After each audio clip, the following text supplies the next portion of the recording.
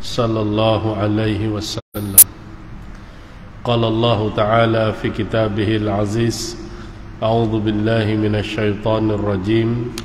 إنما يعمر مساجد الله من آمن بالله واليوم الآخر وأقام الصلاة وآتى الزكاة ولم يخشى إلا الله فعسى أولئك أن يكونوا من المهتدين.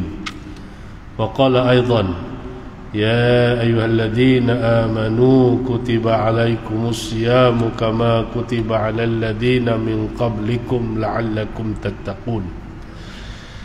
Wahai orang-orang yang beriman, kamu diwajibkan berpuasa sebagaimana yang diwajibkan atas orang-orang yang dahulu daripada kamu, supaya kamu bertakwa. Waqala Rasulullah sallallahu alaihi wasallam: idza kana awwala lailatin min Ramadan sufidati syayatin wa maradatul jin wa ghulliqat abwabun nar falam tuftahu minha babun wa futihat abwabul jannah falam yughlaq minha babun wa yunadi manadin ya baghiyal khairi aqbil wa ya baghiyasy syarri uqsur walillahi utaqa'un minan nar wa dzalika fi kulli lailatin.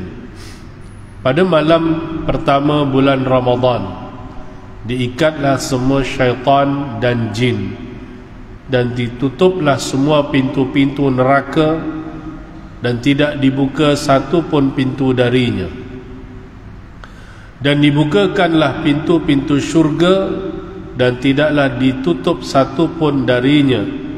Maka berserulah penyeru: wahai orang-orang yang melakukan kebaikan, hampirlah kamu. Wahai orang-orang yang melakukan kejahatan, undurlah kamu. Dan sesungguhnya Allah mempunyai ahli neraka yang dibebaskan, dan demikian itu berlaku pada setiap malam Ramadan. Hadis riwayat Tirmizi dan Ibnu Majah daripada Abu Hurairah radhiyallahu an. Shadaqallahu wa rasuluh. Yang berbahagia barisan pengurusan masjid, Sahibul Fadilah, Tuan Imam, Muazzin, muslimin muslimat, para jamaah yang dirahmati dikasihi Allah, didoakan sentiasa dalam keadaan sehat walafiat, diterima segala amal ibadah, diampunkan segala dosa, dan mudah-mudahan hajat kita untuk bertemu dengan Ramadan sekali lagi pada tahun ini akan ditunaikan oleh Allah Subhanahu wa taala dalam keadaan kita sehat walafiat dan boleh melakukan ibadah semaksimum yang boleh di sepanjang bulan Ramadan, kerana kita tahu bulan Ramadan bulan yang penuh dengan keberkatan. Setiap saat dan minitnya adalah ibadah, apatah lagi diisi dengan program-program ibadah, sama ada yang khusus ataupun yang sunat.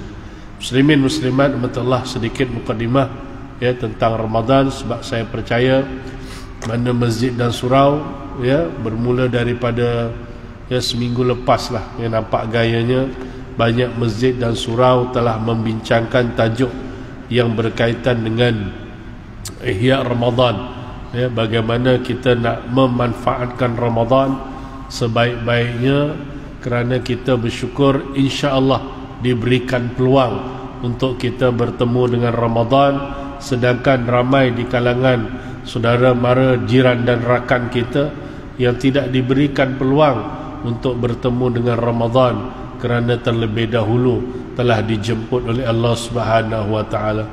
Jadi kita ni teruslah berdoa kepada Allah untuk kita sampai ke Ramadan. Yang doa kita baca selalu, waballighna Ramadan, waballighna Ramadan. Dan ada satu doa juga tuan-tuan boleh kita kongsikan apabila kita masuk saja bulan Ramadan. Kalau ikut kalendernya Rabu malam Khamis lah, maknanya malam lusa. Pada malam lusa insya-Allah, maka bila diisytiharkan satu Ramadan, maka ada satu doa yang diajarkan oleh baginda Nabi sallallahu alaihi wasallam: Allahumma sallimni li Ramadan wa sallim Ramadan li wa tasallamhu minni mutaqabbala. Ya Allah, sejahterakanlah aku di dalam bulan Ramadan. Kita minta dengan Allah dalam keadaan kita sehat. Sebab hakikatnya, realitinya tuan-tuan pun tahu, boleh bermuhasabah seketika. Ada rakan jiran saudara mara kita yang mungkin tidak dapat melaksanakan ibadah puasa khususnya walaupun bertemu dengan Ramadan, dengan dugaan pelbagai penyakit dan sebagainya. Termasuklah ada seorang rakan kita yang baik, yang soleh, ya, diuji Allah Subhanahu Wa Taala, masuk hospital kemarin, ya, sekarang duduk hospital, mudah-mudahan dalam keadaan sembuh. Tapi duk teringat, kalaulah tolak bagi campurnya, gaya-gayanya mungkin, ya, dia bertemu dengan Ramadan tapi mungkin tidak dapat melaksanakan ibadah puasa atas faktor kesihatan, ya. Itu yang diuji pada dia. Tapi kita tak berharap, mudah-mudahan Allah Ta'ala berikan peluang kepada dia dan kepada yang lain. Jadi kita ni yang dalam keadaan sehat ni tuan-tuan, doa dengan Allah. Kita nak dalam bulan Ramadan kita sehat supaya tidak dapat terhalang untuk melakukan ibadah. Wasallim Ramadan li, kata Nabi, dan kita minta Ramadan yang kita lalu itu adalah Ramadan yang baik buat kita. Sebab pada tahun ini kita tahu, ya, macam di Turki khususnya, diuji dengan satu gempa bumi yang sangat luar biasa, yang memungkinkan tanda-tanda akhir zaman berlaku. Bila banyak berlaku gempa bumi, berlakunya gempa bumi di Timur Tengah, boleh jadi inilah juga tanda-tandanya. Yang mati bukannya belas ribu, bahkan dikatakan puluh ribu tuan-tuan, diduga. Rakan saudara-saudara kita di Palestin manjang tiap tahun, bila masuk Ramadan mereka disakiti, mereka dizalimi, hingga kan kadang-kadang sukar untuk melaksanakan ibadah dalam keadaan tenang.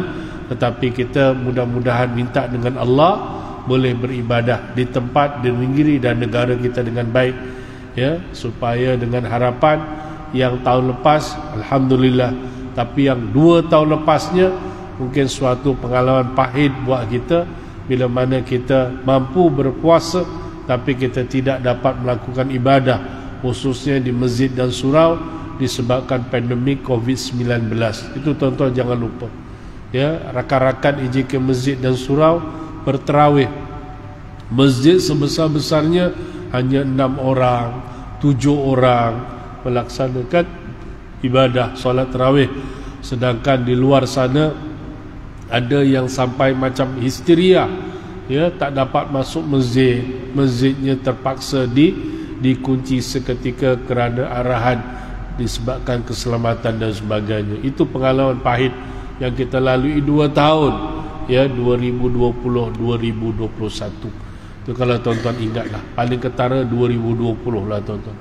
Memang sangat sedih, ya. Kita tak sangka kita jumpa suasana keadaan begitu, dan kita meminta dengan Allah Ta'ala supaya janganlah berlaku pada Ramadan kali ini. Minta dengan Allah terus berdoa, ya, idfa'anna hadzal bala, minta dengan Allah Subhanahu Wa Ta'ala. Sebab tuan-tuan pun tahu, walaupun nampak kita mula ringan dengan prosedur-prosedur, ya, berkaitan dengan keselamatan dari segi kesihatan, tapi tuan-tuan jangan lupa COVID-19 masih lagi ada, dan masih lagi ada hospital yang merawat pesakit-pesakit COVID-19 ini tuan-tuan. Jadi kita harap janganlah perkara ini menjadi beban yang besar buat kita hingga kita tidak dapat melaksanakan ibadah di masjid khususnya pada bulan Ramadan nanti. Itu kita minta wasallim Ramadan ni, insya-Allah.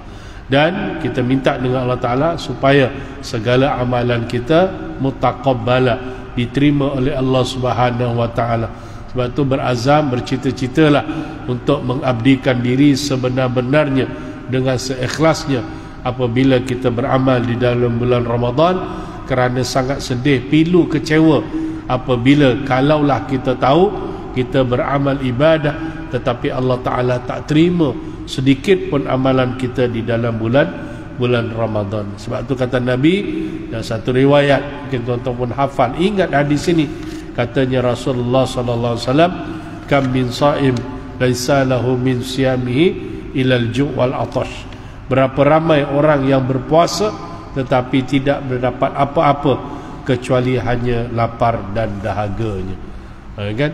Jadi itulah sedikit renungan yang mungkin kita kongsikan ya, sebagai mukadimah untuk meraihkan bulan Ramadan yang hampir akan tiba. Boleh jadi pada malam lusa insya-Allah kita akan bersama-sama menyambut bulan Ramadan. Sambutlah dengan kesyukuran, sambutlah dengan rasa kegembiraan, sambutlah dengan rasa kesungguhan untuk kita melaksanakan ibadah insya-Allah. Sebab kalau tuan-tuan sampai ke Ramadan, maknanya doa tuan-tuan di akhir-akhir Ramadan 1443 Hijrah yang lalu, kita minta dengan Allah, janganlah dijadikan Ramadan kali ini Ramadan yang terakhir, pertemukanlah kami dengan Ramadan yang akan datang.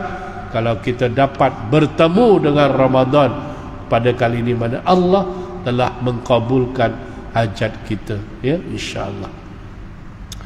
Jadi itu sedikitlah, saya ambil masa 10 minit ya untuk pengisian Ramadan, dan saya nak sambung, tetap kita nak sambung berkaitan dengan fiqh munakahat yang menceritakan bab-bab hal-hal kekeluargaan ya, dan salah satu syariat yang besar dalam kehidupan kita berkeluarga. Itu tuan ya, berhidup berpandukan syariat dengan berkeluarga. Jadi kita mengharapkanlah kepada yang dah berumah tangga, tunaikan tanggungjawab sebaik-baiknya. Jadi seorang suami yang bertanggungjawab, isteri yang taat kepada suami, menunaikan tanggungjawab, dan sebagai seorang anak taat, hormat dan bertanggungjawablah kepada ibu dan ayah. Barulah rumah tangganya mawaddah warahmah sakinah. Ya, sikit masalah biasa. Ya, selesaikan masalah dengan baik. Sebab melihat suasana keadaan masyarakat kita hari ini tuan-tuan, ni nak Ramadan ke tak Ramadan ke, kadang-kadang kita sedih, gaduh tetap gaduh, cerai tetap nak cerai. Dia tak kira lah, tak pandang pun kadang-kadang Ramadan ni. Walaupun kadang-kadang kita kata apa tuan-tuan, dengan kita punya klien kan, kalau bersungguh-sungguh bergaduh nak cerai pun, kadang-kadang kita katalah, kalau nak dekat Ramadan ni kita kata apa, tuan puan cubalah kalau boleh tenang dulu, cuba orang kata bincang sebaik boleh, jangan sampai bergaduh lagi. Kita nak Ramadan ni, kita sebut ni, kita nak Ramadan ni, tapi tengok dia punya ekspresi muka dia tu macam tak kisahlah Ramadan tu, macam tak tahu lah cakap apa. Nak kata mu'alab pun kadang-kadang lagi hebat dengan Ramadan dia. Dia macam buat bodoh, macam tak ada apa-apa je. Tu rugilah. Sedangkan Nabi SAW bila nak Ramadan, gembiranya sangat luar biasa. Kita zahirkan rasa gembira kan. Kalau rumah tangga janganlah sampai bergaduh bertumbuk nak bercerai. Dia pasal tak tahu. Ni tu kan, Ramadan tak Ramadan lah masalah. Sedihlah kadang-kadang. Kadang-kadang dia kata bagi tahu, ambil peluang untuk cuba terus berdoa, minta dengan Allah tunjukkan jalan yang terbaik untuk selesaikan masalah rumah tangga. Tapi tak. Dan saya ingat saya tuan-tuan, bila pasal Ramadan kan kita cerita rumah tangga ni kan, saya ingat saya beberapa tahun yang sudah, tapi sebelum tu, sebelum PKP lah, saya ingat sebelum PKP lah kot ya tuan-tuan, biasanya lah ya, biasanya kalau ikutkan kita raya tahun ni hari Sabtu, kalau ikutkan lah ya, hari Sabtu kita tengok kalender, kita raya hari Sabtu. Maknanya kalau hari Jumaat tu pun biasa masih saya dan beberapa rakan-rakan masih bekerja kan, yang duduk dalam dekat negeri Selangor lah, khususnya tak balik kampung jauh-jauh kan. Macam tuan-tuan mungkin ada yang balik Kedah, balik Terengganu, balik Sabah, balik Sarawak, balik Thailand. Nikah dengan Thailand, orang Thailand kan, nikah Thailand, balik Thailand, jauh. Jadi kita bagi peluang rakan-rakan yang jauh baliklah, ziarah lah. Yang kita hari-hari duk ulang alik daripada kampung ni dah dekat, alhamdulillah, tak ada masalah. Mana kalau kata raya Sabtu pun tuan-tuan, kami Jumaat tu macam kerja macam biasa lagi, macam biasa lagi tuan-tuan. Dan pernah kita jumpa tuan-tuan, saya ingat sama ada esok atau lusanya, saya dua lagi tuan-tuan, nak raya dah, ada seorang perempuan tuan-tuan, dia telefon, ni betul-betul memang saya ingat lagi, dia telefon ke Shah Alam. Masa tu kita angkat lah phone, terus dia meninggi suara. Saya nak tanyalah, kenapa saya telefon satu pejabat agama Islam daerah, saya tak sebut daerah mana, tapi saya tahulah daerah mana, seorang pun tak angkat. Kan, saya dalam masalah rumah tangga ni, kan. Lepas tu yang bila saya call angkat, dia kata minta maaf, kebanyakan operasi dah mula ditangguhkan, yang ada hanya urusan kalau ada orang nak buat kebenaran kahwin ataupun orang nak apa, nak ambil surat nikah ke, boleh lah, tapi yang lain ditangguhkan. Marah dia, mana boleh buat macam itu. Saya ni memang dah tak boleh tahan dengan laki saya kalau dia nak cerai hari ni juga, terkejut saya kata astagfirullahalazim, puan, esok lusa ni nak raya, jadi dah urufnya keadaan, ya kita panjang balik kampung, kan? Pejabat tetap berjalan, tapi kalau nak prosiding mahkamah, tak adalah boleh berjalan begitu. Sebab nak isi borang lagi, nak daftar lagi, nak baca affidavit depan pendaftar lagi. Itu belum termasuk kalau kata nak datang pejabat agama minta hemat nasihat lagi, mengamuk dia. Wah, ini tak boleh lah ni. Dia pula di bebel-bebel kat telefon. Dengar je lah, pasal duk ingatkan kita ni puasa kan. Dengar je lah tuan-tuan, dia bebel-bebel tuan-tuan.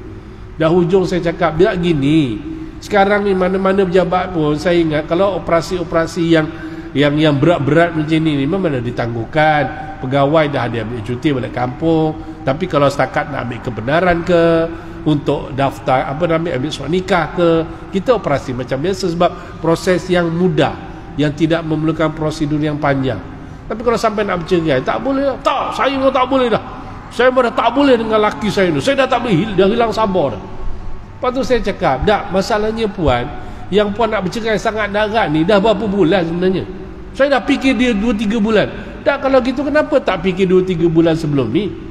Kan, tak masuk bulan Rejab ke, bulan Syaban ke, filekan lah. Kenapa dah 2-3 hari baru mengamuk-ngamuk? Wah, dia pun biasalah, orang tak dapat kehendak dia bebel-bebel lah. Aku bakat tengah telinga je lah. Macam mana, walaupun tu bukan daerah kita, tapi ini benar berlaku muslimin dan muslimat. Jadi suatu perkara yang sangat menyedihkan lah.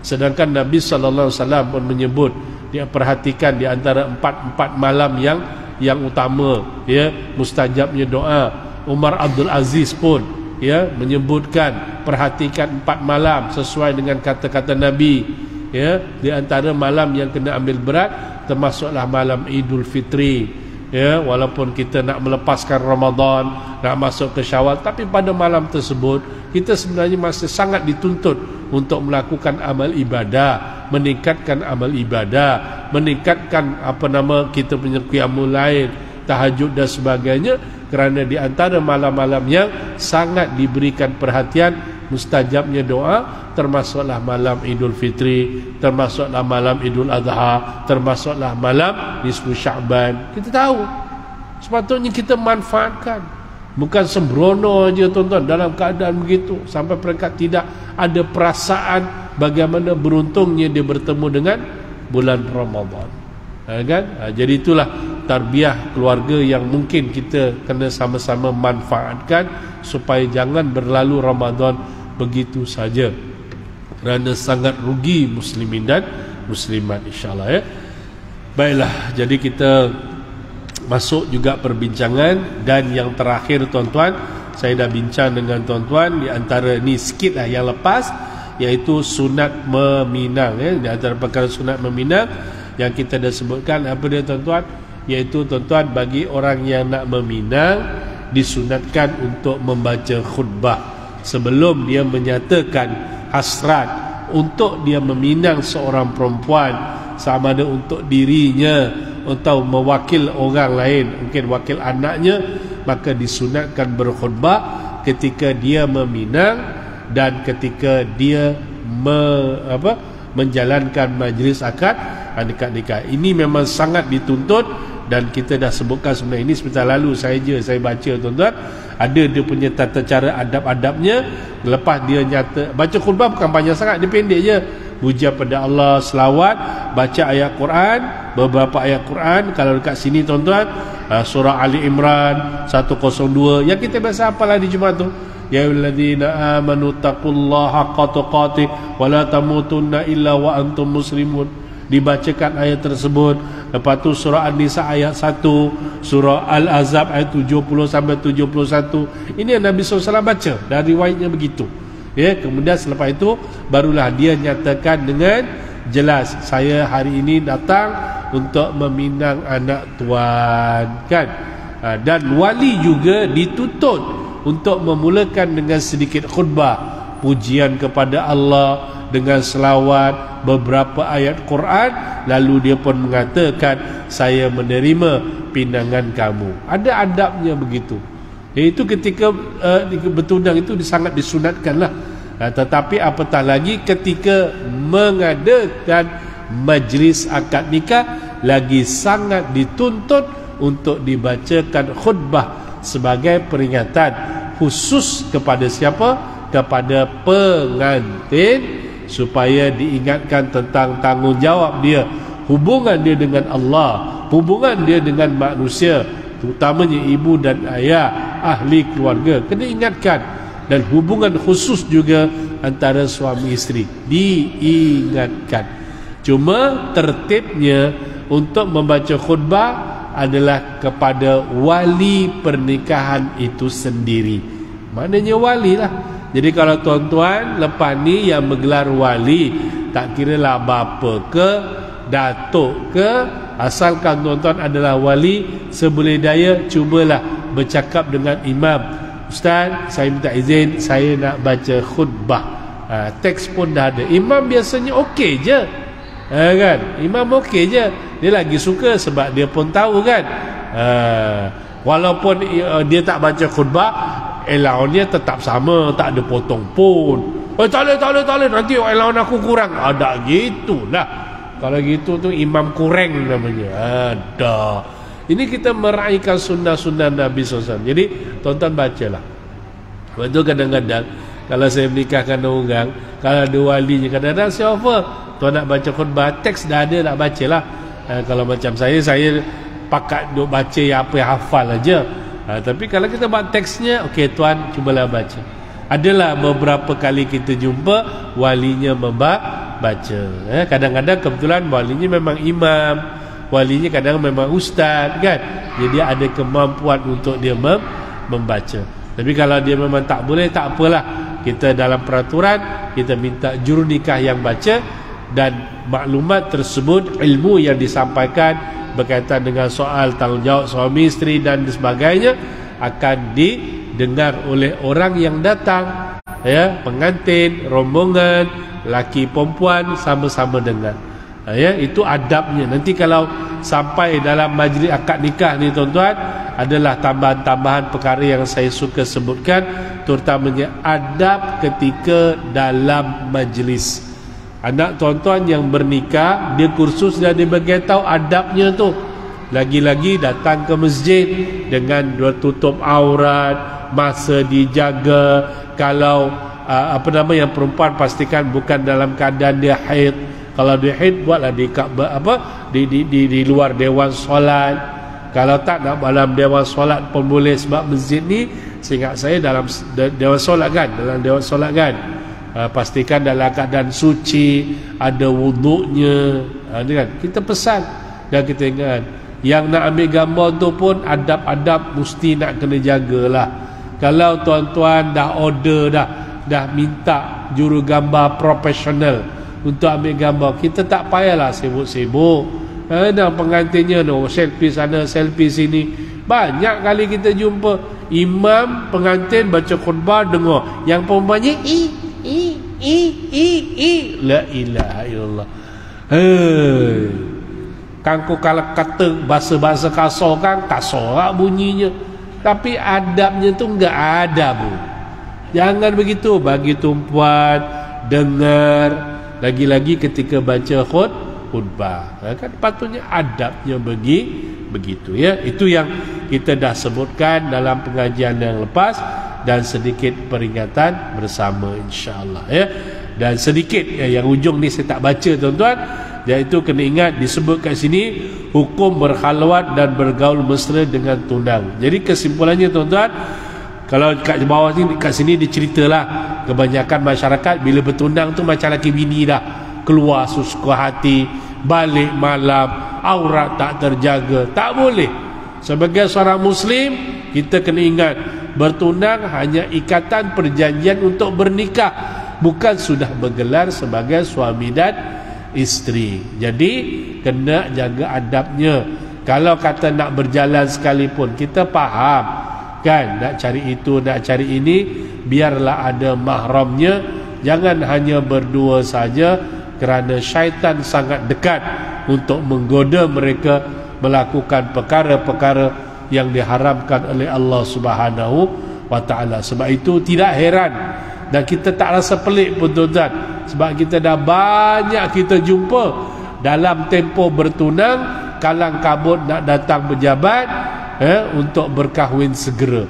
Sedangkan kadang-kadang kita tanya, dah tunang ni nak kahwin, kita tahulah, biasa senang kata dah berzina dah berzina, rupanya dah mengandung dalam tempoh bertunang tu, kan? Sampai kadang-kadang kata sebenarnya nak nikahnya lepas raya ustaz, tapi rupanya perempuan ni dah mengandung, anak dah mengandung.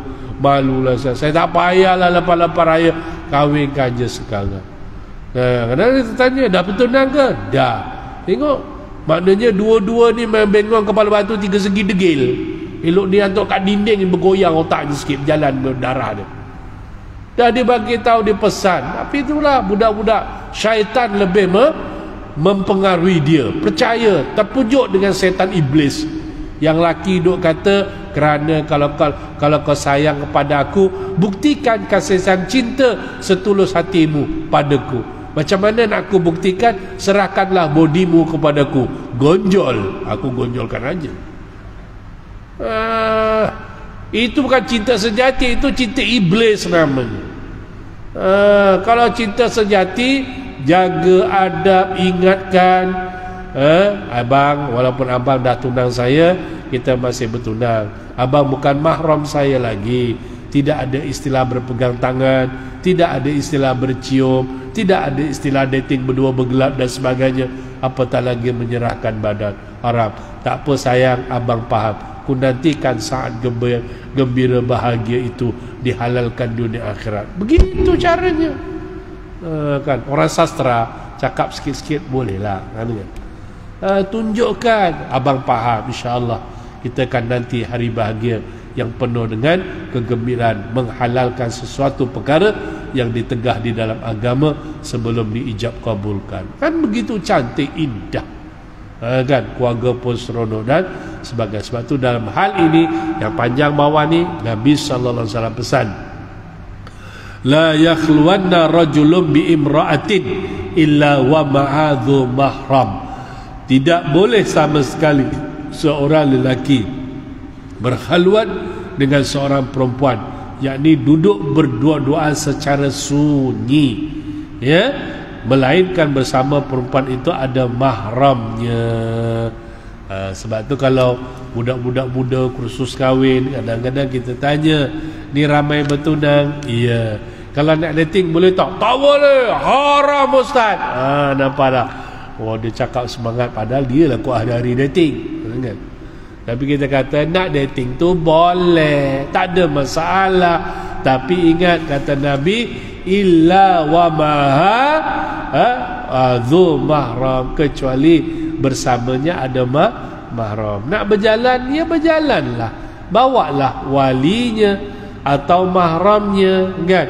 Minimum kalau bapaknya sibuk, along temankan kakak tu nak jumpa tunangnya, pergilah. Baik pak, bawalah adik lakinya. Tapi syaratnya paling kurang telah balik ataupun mumayyiz lah. Jangan bawa adik 4 tahun, bagi lollipop sekejap dia, tak reti benda dia, tak boleh. Tapi kalau budak yang dah mumayyiz 7 tahun, kan, dia dah nampak, dia dah tahu dan dia boleh bercakap. Kalau budak kakak dia buat benda tak betul, kan, balik report dengan mana? Mama nak tahu, tadi kan adik nampak kakak tiba-tiba dia jalan pegang tangan dengan abang Lan. Budak kan? Report dia. Kau buat lagi, kau penampau kan? Kan budak dia bercakap. Jadi kalau kita yang ada otak, adik dia ada, walaupun 8 tahun darjah 2, dia sudah tahu benda-benda begitu, maka selamatlah dia. Dia tak buat apa-apa. Kalau nak tengok wayang sangat, cerita Ultraman contohlah. Ultraman, ada Ultraman lagi ke? Alah gasak lah tuan-tuan, Ultraman pun Ultraman lah. Kalau ikutkan Ultraman ni daripada zaman tahun 70-an dah ada Ultraman kan, betul kan? Ultraman ni rupanya, ya zaman saya kecil-kecil, darjah 1, darjah 2 dah kenal TV, ya kan? Cerita Ultraman tu dah ada dah. Ultraman tu memang dah ada dah, ya kan? Ultraman yang Ayata. Sekarang kalau kat Google apa, tengok YouTube pun ada lagi tu. Kadang-kadang teringat, boring-boring teringat kecil-kecil, pergilah tengok cerita Ultraman tu kan, balik tengok, memang betul teringat lah. Yang Ayata apa tak apa ayat, aku lupa, pecit dok nyut jadi Ultraman. Tu teringat zaman saya kecil, darjah 1, darjah 2 tu dah ada. Saya darjah 1, darjah 2 tahun 84, 85. Rupanya cerita Ultraman tahun 70-an dah ada dah. Kan? Tak apalah, cerita Ultraman pula. Cerita kami cerita Ultraman. Kan? Nak tengok Ultraman baru, kan? Mesti tahun 2023 dekat pagar. Nak tengok-tengoklah. Bawalah walinya. Bapaknya duduk tengah, budak lakinya kanan ke, budak laki kiri ke, sebelahnya perempuannya. Duduklah tengok Ultraman tu. Tak buat wayang dia, memang dia tengok je. Kan? Silap gaya, walinya kat tengah-tengah nak merayap tangan tak berani dah. Sudahnya tak merayap, berzikir je lah, astagfirullah, astagfirullah, dalam panggung. Kan? Pasal apa? Muslim ada mahramnya. Kalau misal kata sudah tidak ada yang lelaki, sekurang-kurangnya ada mahram yang perempuan pun tak apalah, kan? Kakaknya dating bawa adiknya, kan? Jadi itu adalah mencegah daripada melakukan maksiat. Islam tu cantik, cuma kita je kadang-kadang mengatakan kolotlah, menyusahkanlah, tak moden lah, tak ikut. Itu semua kerja setan iblis, kerja setan geng-geng liberal yang tak kisah halal haram. Kan itu keadaan dia, kan? Itu nak kena berhati-hati, insyaAllah, ya. Baiklah, itu sedikitlah, ya. Kita habiskan poin yang lepas yang kita tak baca lagi, insyaAllah. Baik, kita masuk juga tajuk seterusnya, tajuk yang besar pada malam ini, iaitu masuk dalam bab arkanun nikah, bab rukun nikah, ya. Kita ada 5 minit lagi untuk sampai ke isyak, insyaAllah. Okey lah, ya. Maghrib isyak pun okey dah, ya. Kalau panjang lama-lama sekarang, tuan-tuan yang datang kuliah selalu tak apa, yang jarang-jarang datang kuliah, malam dia ada kuliah, datang masjid lah, dia ada insaf sikit, datang masjid malam kuliah, belasah sampai 9 suku, mampus dia datang lagi, stres aku tak datang kuliah lah, aku asak sampai 9 suku, stres dengan perut lapar apa sebagainya. Dia sedang-sedang elok lah, kan? Kecuali kalau dalam seminar khas, kita pun dah boleh baca seminar 1 hari 8.30, 10.30, 11.1, kita dah set minda kita untuk kita menghadiri majlis ilmu tersebut. Zaman tuan-tuan kuliah di universiti, kan, macam mana tuan-tuan dah bersedia, kita tak akan rasa stres, akan rasa marah, sebab kita memang tugas kita belajar.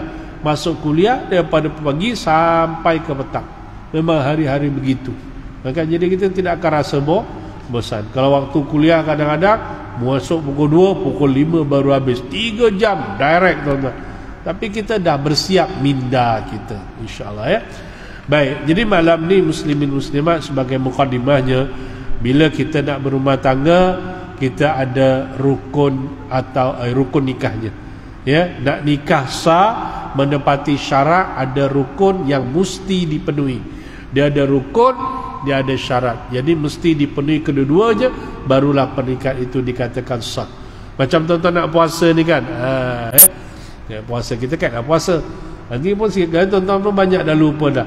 Puasa ni ada rukun dia, ada syarat wajib dia, ada syarat sahnya. Itu kena kaji balik tu.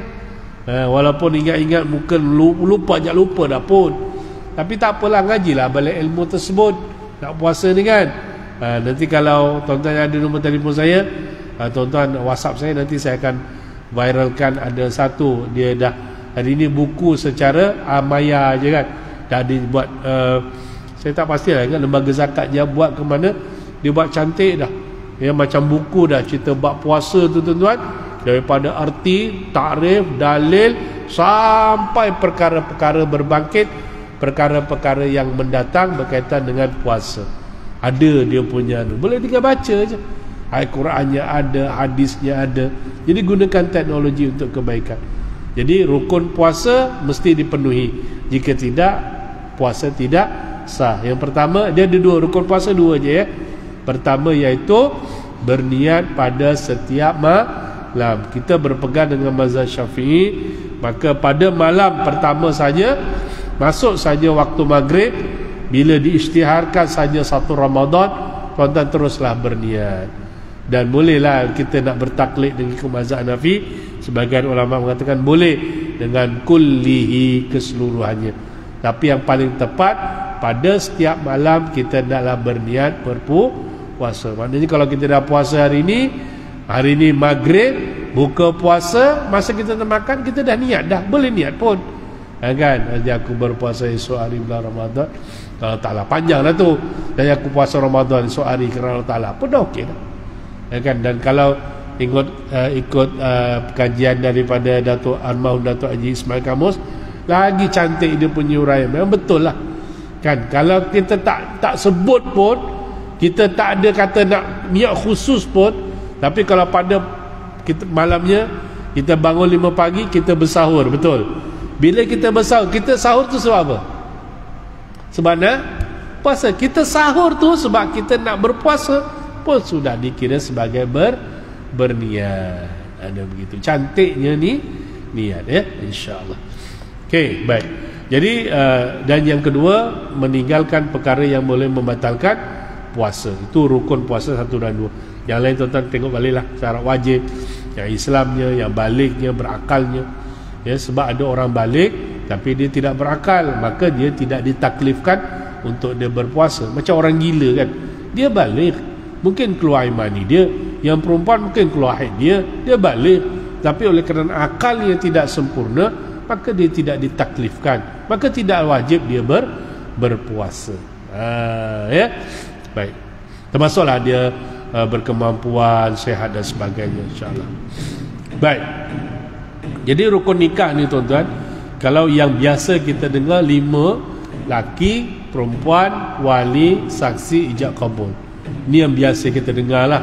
Laki, perempuan, wali, 2 saksi, ijab dan kabul. Itu yang kita dengar. Tapi dalam kitab ni tuan-tuan, dia mulakan dengan sirah dulu. Maksudnya ijab kabul dulu, isteri, suami, wali dan 2 saksi. Dia sama je lah, cuma susunannya dia berbeza ya. Kalau kat luar tu dengan budak-budak ni, biar dia ingat senang je. Pertama siapa? Laki. Siapa? Saya. Yang kedua siapa? Perempuan. Siapa dia? Tunang saya. Yang ketiga siapa? Wali. Wali siapa? Bapak dia. Walinya bapak perempuan, contoh kan. Dia boleh ingat terus dah. Saudara nak nikah ni, betul? Betul. Kenal tunangnya? Kenal. Walinya siapa? Bapak dia. Bapak hidup lagi? Hidup. So bapak dia dah jadi wali. Dia tahu, kan? Ada juga kadang-kadang bapak dia dah meninggal, ustaz, yang ada abang dia. Abang dia wali? Ya. Tapi atuknya lagi tak ada. Betul lah, abang dia. Maknanya dia dapat ilmu, dia faham, maknanya dia akan lebih berhati-hati dalam pengurusan majlis, kan? Kemudian 2 saksi.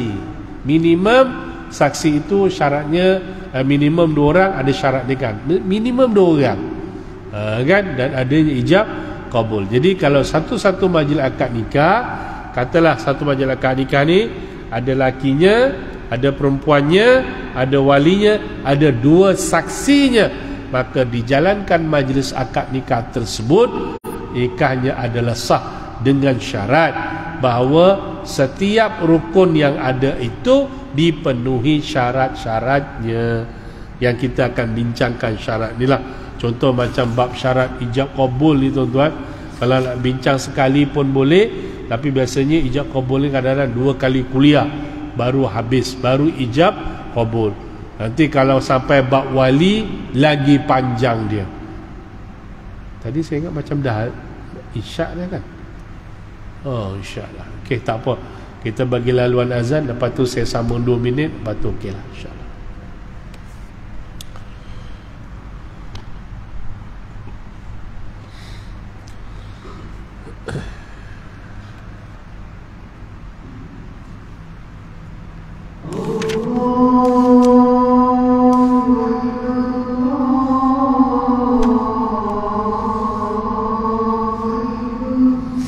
Allahu Akbar.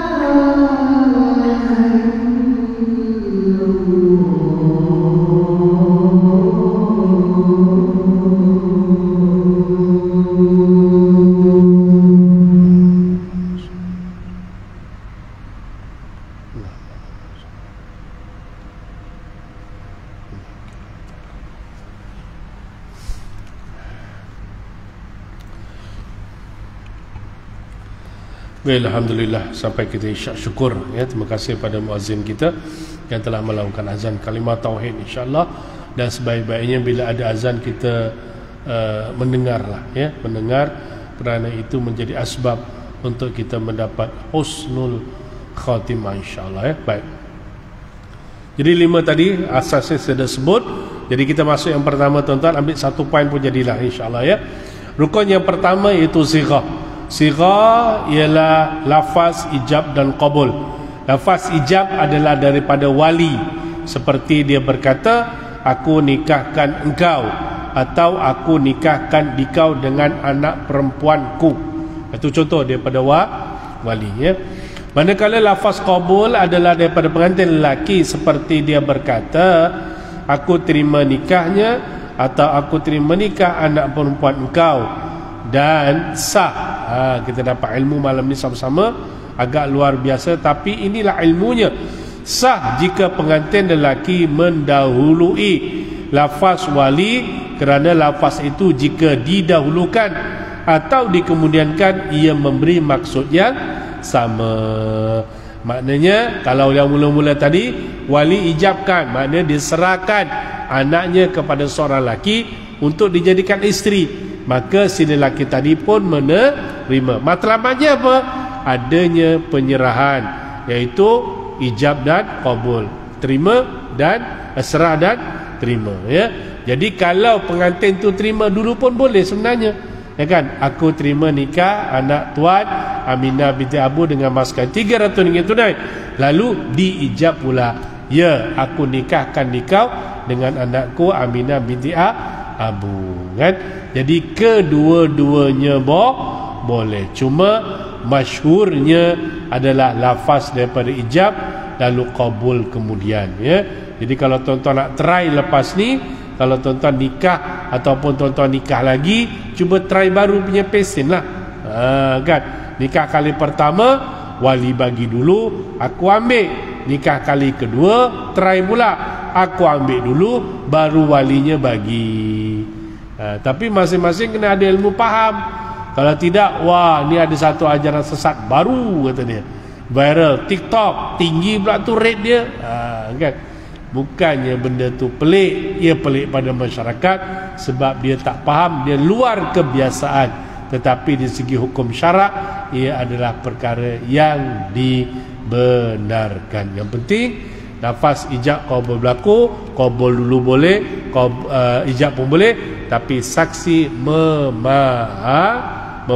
Oh, hari ni buat style qabul dulu baru ijab. Kan ada keadaannya begitu, insya-Allah. Okey tuan-tuan, ada soalan nak tanya ke? Jauh tuan-tuan, ya, duduk jauh-jauh tak apa clear nak tanya pun. Tak apalah, kalau ada apa-apa nanti kat luar nanti tanyalah. Sebab berapa kali saya kuliah di beberapa tempat lah, kan? Masa dekat kuliah ni dia nak tanya segan, tapi bila kat luar dia tanya okey je, tak ada masalah, insya-Allah. Pernah saya di satu masjid tuan-tuan, tahun ni tahun ni kot, ya, satu masjid kita kuliah. Tapi masa tu saya masuk bab, saya ada cerita bab cerai ke bab apa saya lupa lah, ya. Tapi lepas tuan-tuan turun, dia tunggu, saya perasan dia tunggu saya kat pintu belakang tu nak turun kan. Bila kita turun tuan-tuan, ustaz nak tanya boleh tak? Boleh. Daripada pintu nak pergi kereta tuan-tuan, dia pun tanya, jalan sikit tanya jawab. Saya sembang dengan dia tuan-tuan, saya ingat hampir waktu sama saya kuliah malam tu. Tuan-tuan, hampir sama waktu kuliah tu. Sebab kita menjawab persoalan tak ada masalah. InsyaAllah kita bagi yang terbaik. Kurangnya dia faham, dia tahu.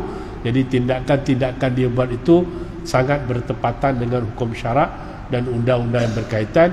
Dan jangan buat benda-benda yang melanggar hukum syarak, tak ikut peraturan, susah kita, ya. Itu kita nak bagi tahulah.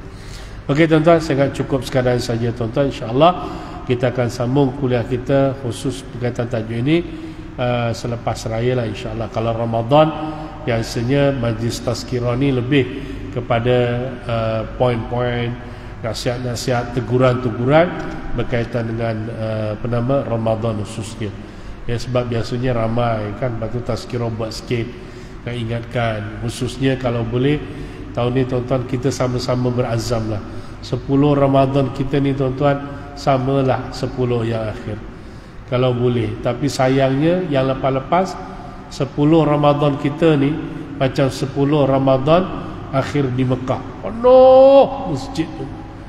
Tapi bila 10 malam akhir tuan-tuan, masjid ni saya ingat kalau nak dapat separuh pun susah agaknya tuan-tuan. Yang lain terawih kat mana, ya, takkan jekyll lagi kan. Jekyll dah lama dia terawih kan, ya. Jadi kalau boleh manfaat, bukan tak boleh, tapi selesaikan dululah masjid kita, solat tarawih kita. Jangan sampai tak solat tarawih lah. Paling bagus berjamaah. Isteri kita yang dah ada anak-anak besar kan, dah ada sekolah rendah semua, anak-anak kita yang kecil, bawalah ke masjid dan surau, kan. Kita pergi, isteri kita pergi, anak kita pergi, okey lah. Tak kira lah 8 ke 20 ke, yang penting kita latih lah, kan. Kecuali kalau kita ada bayi, itu kita faham lah, menjadi sikit kesukaran untuk ibu-ibu datang ke masjid dan surau. Tapi kalau tuan-tuan isterinya dah okey, kan, anak-anaknya dah besar, anak perempuan, anak daranya dah besar, bawa pergi masjid lah, ajar dia kenalkan masjid. Sebab kita banyak kes kita jumpa, dia duduk satu Korea, masjid dia tak tahu kat mana, berbulu je aku tuan-tuan. Iya, pernah berlaku. Ustaz, saya ni nak tanya, saya dah siapkan borang nak hantar ke pejabat agama. Kita bertanya, borang dah siap? Dah jumpa jurunikah karya belum? Jurunikah karya macam mana? Cik duduk mana? Dia sebut satu section tu. Cik duduk, saya tanya, cik duduk mana? Duduk sini. Cik kena jumpalah jurunikah karya masjid tu, kan. Tapi itulah, saya masjidnya, saya pun masjid tahu tak kat mana? Saya tak berpastilah. Wah, ini pun elok dia hantar kat dinding juga, biar berjalan otak tu. Duduk kat Qaryah ni, kalau di section 7 ke section 18 ke, contoh kan, yang memang terang-terang masjidnya ada, kau tak tahu. Wah, jengkeli tenang lah, Jawa kata tu, jengkeli lah. Ni kalau duduk Setia Alam ni tuan-tuan, tak tahu masjid Setia Alam ni tuan-tuan, pindah Alam Barzah je lah lagi bagus tuan-tuan. Teruk sangat. Nak bagi tahu dia tuan-tuan, teruk sangat. Masjid tak tahu kat Setia Alam. Kalau dia pindah sekalipun, dia mesti otak insya-Allah dia tahu. Kalau yang peka kan, sini masjid kat mana? Oh, masjid sebelah sana tu, sebelah Lotus. Dulu saya ni, sekarang yang tu. Dia tahu insya-Allah. Tak tahulah kalau ada malam tadi baru turun daripada planet Mari, kawan dengan alien, duduk baru turun section Setia Alam. Wallahu alam lah. Tapi ini satu perkara yang sangat menjengkelkan lah. Kalau masjid tak tahu, sedih lah tuan-tuan. Ya, sedih lah tuan-tuan. Jadi jangan datang ke masjid semata-mata kenal masjid bila nak kahwin, kenduri kahwin, nak nikah, mati baru kenal masjid. Jangan begitulah. Ya, insya-Allah. Allah alam, terima kasih. Mohon maaf salah silap. Selamat menjalani ibadah di bulan Ramadan. Selamat menyambut bulan Ramadan. Kullu am wa antum bi khair. Mudah-mudahan kita semua dalam keadaan sehat, kita dan keluarga dan ahli qaryah negeri dan negara kita dapat melaksanakan ibadah di sepanjang bulan Ramadan dengan sebaik-baik dan sesempurnanya, insya-Allah. Wallahu alam. Assalamualaikum warahmatullahi wabarakatuh.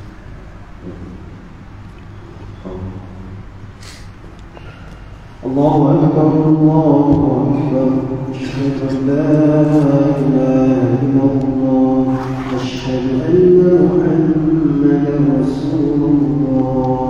Hayya 'alas salati, hayya 'alal falah, qad qamatis salatu, qad qamatis salat. Allahu akbar, Allah.